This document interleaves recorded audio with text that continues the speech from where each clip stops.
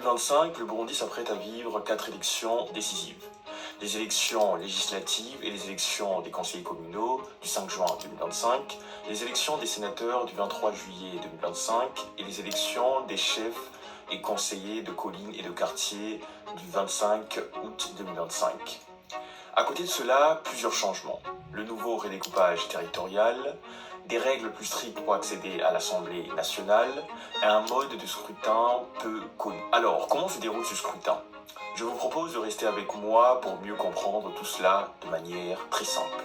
Alors, comme je l'ai dit plus tôt, le Burundi s'apprête à vivre 4 élections. Mais l'élection qui va nous intéresser est l'élection législative du 5 juin 2025.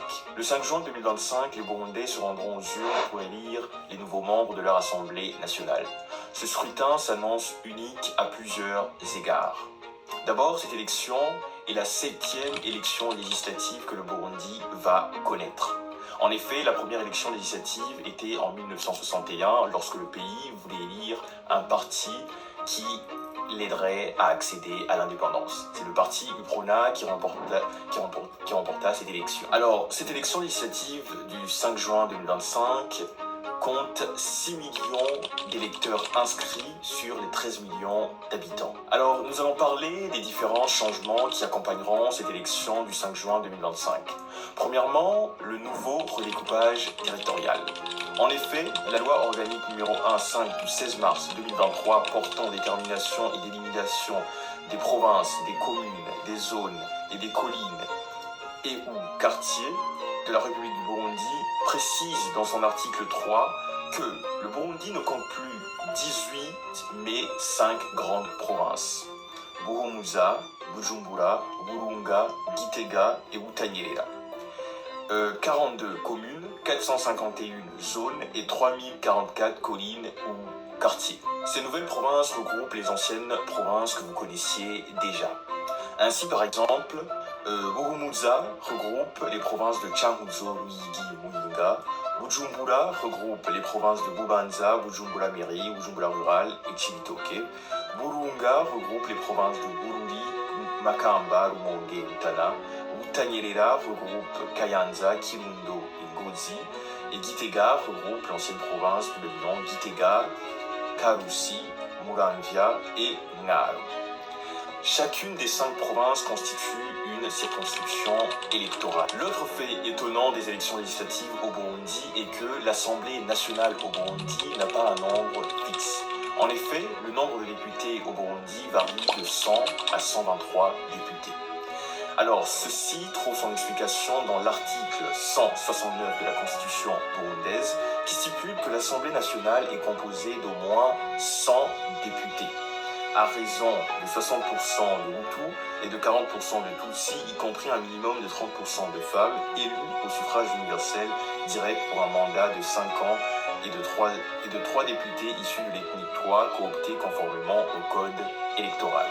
À travers cet article 69 de la Constitution burundaise, nous comprenons que l'Assemblée nationale au Burundi tient en compte de plusieurs choses.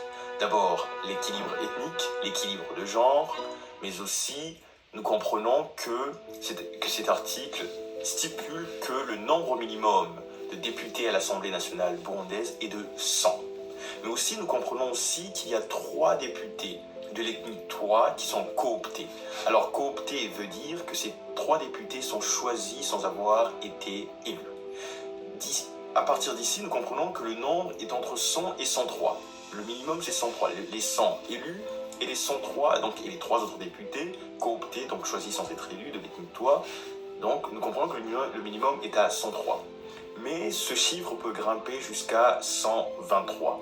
Vous allez comprendre un peu plus tard pourquoi ce chiffre grimpe à 123. Ce chiffre grimpe jusqu'à 123 députés quand les dispositions inscrites dans l'article 169 de la Constitution n'ont pas été respectées à la fin du scrutin. C'est-à-dire si à la fin du scrutin, on se rend compte qu'il y a peu de femmes, par exemple, à l'Assemblée nationale. Ce qu'on va faire, ça sera qu'on va ajouter 10, 15 femmes, 20 femmes par exemple, pour atteindre les 30% requis par l'article 169 de la Constitution burundaise. Donc ici, vous comprenez que les 20 autres députés qui sont cooptés donc pour atteindre le nombre de 123, sont là pour faire respecter les dispositions inscrites dans l'article 169 de la Constitution. Si par exemple aussi un autre cas qui a moins de personnes de cette ethnie ou de cette autre ethnie, sur les 103 députés qui ont été élus, on va ajouter 20 autres députés de cette ethnie qui étaient sous-représentés ou de cette autre ethnie qui étaient sous-représentés. Donc le système de cooptation est là pour faire respecter ce qui est inscrit dans l'article 169 de la Constitution. Maintenant, qui peut être élu? Alors, il y a deux types de candidatures au Burundi. Alors, il y a les candidatures des partis politiques, mais aussi les candidatures des indépendants. Mais attention, l'article 174 de la Constitution burundaise est très clair. Les candidats présentés par les partis politiques ne peuvent être considérés comme élus et siéger à l'Assemblée nationale que si, à l'échelle nationale, leur parti a totalisé un nombre de suffrages supérieur ou égal à 2% de l'ensemble des suffrages exprimés. Les candidats indépendants ne peuvent être considérés comme élus et siéger à l'Assemblée nationale que s'ils ont obtenu au moins 40% des suffrages exprimés dans la circonscription où ils se sont fait inscrire. Alors tout ça semble un petit peu compliqué, nous allons essayer de faire ça de manière très simple. Alors, ce que tout cela veut dire, c'est que pour qu'un parti politique accède à l'Assemblée nationale, il faut que ce dernier ait eu au moins 2% des suffrages exprimés à l'échelle nationale. En revanche, pour les indépendants, le calcul est un petit peu différent. Les indépendants, pour accéder à l'Assemblée nationale, doivent obtenir au moins 40% des suffrages exprimés dans la circonscription dans laquelle ils se sont fait inscrire. Ceci pour vous dire que c'est quasiment impossible pour un indépendant d'accéder à l'Assemblée nationale. Alors, j'ai fait mes calculs et je vais vous dire à quoi correspondent les 2% pour ces élections législatives 2025. Les 2% requis pour les partis politiques correspondent à 120 270 voix. Donc tous les partis inscrits à cette élection législative devront au moins récolter 120 270 voix pour espérer avoir un siège à l'Assemblée nationale. Mais en ce qui concerne les indépendants, le seuil de 40% est très difficile à atteindre déjà, mais il est différent d'une circonscription à une autre du fait que le nombre d'électeurs inscrits est différent d'une circonscription à une autre. Alors à travers ce tableau, vous allez comprendre à quoi correspond le seuil de 40% dans chaque circonscription pour chaque candidat indépendant. Ainsi, pour la province de Burumuza, qui a une population de 2 73 589, le nombre de sièges attribués est de 16, les électeurs inscrits sont de 877 380, et le seuil requis pour les partis est de 120 270 voix, comme je l'avais dit, et le seuil pour les indépendants, dans le seuil de 40%, correspond à 350 952 voix. Donc un indépendant inscrit dans cette circonscription de Burumuza devra obtenir au moins 350 952 voix afin d'accéder à l'Assemblée nationale, de se voir attribuer des sièges à l'Assemblée nationale. Pour la province de Bujumbura, ou même la circonscription de Bujumbura, la population est de 3 88 454, le nombre de sièges attribués est de 23, les électeurs inscrits sont de 1 815 618, le seuil pour les partis est le même, donc 120 270 voix, alors que pour les indépendants, le seuil donc, de 40% correspond à 726 247 voix. Pour la province et circonscription de Mulunga, la population est de 2 223 262 habitants. Le nombre de sièges attribués est de 17.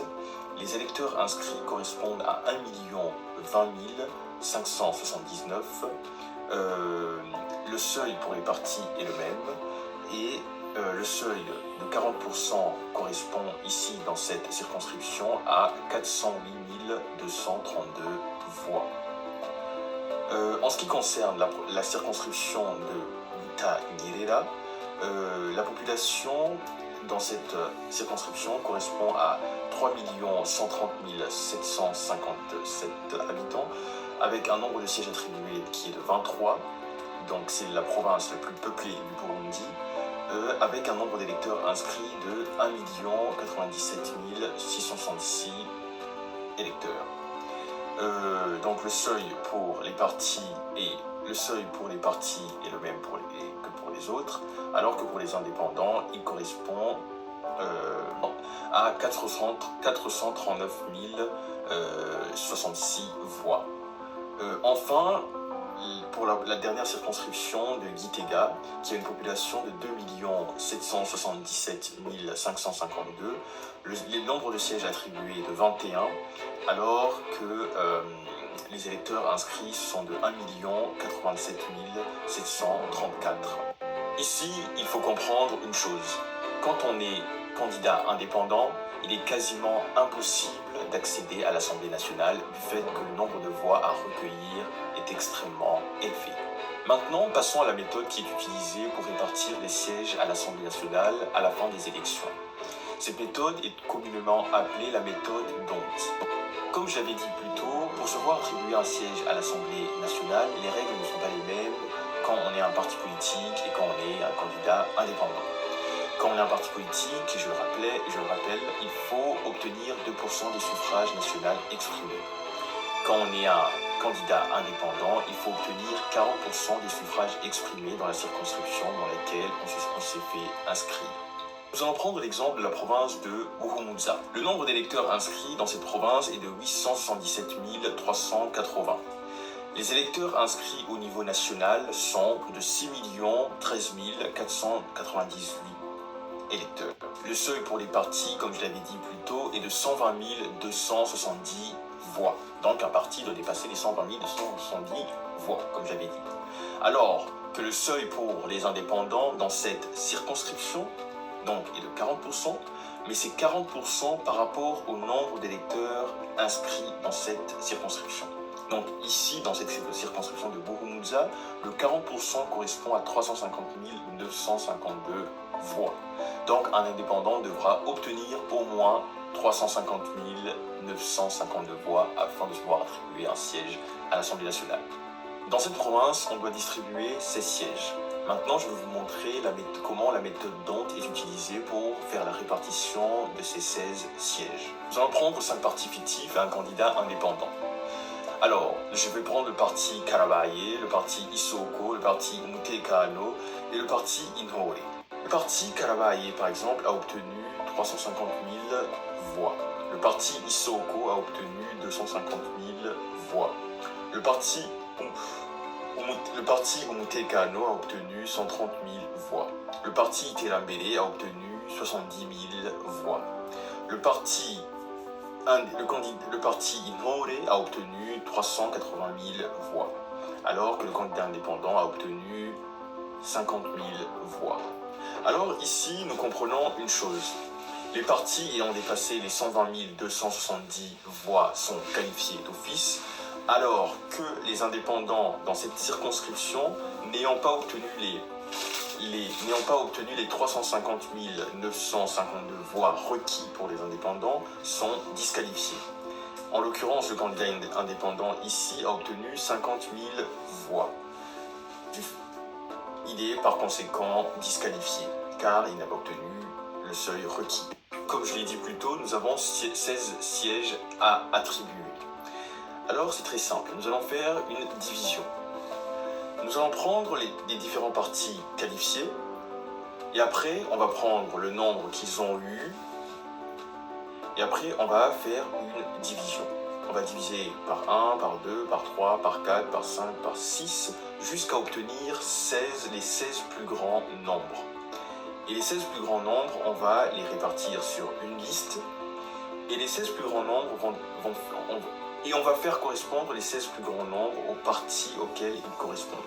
Par exemple, on voit que le nombre 380 000 correspond au parti Inhore,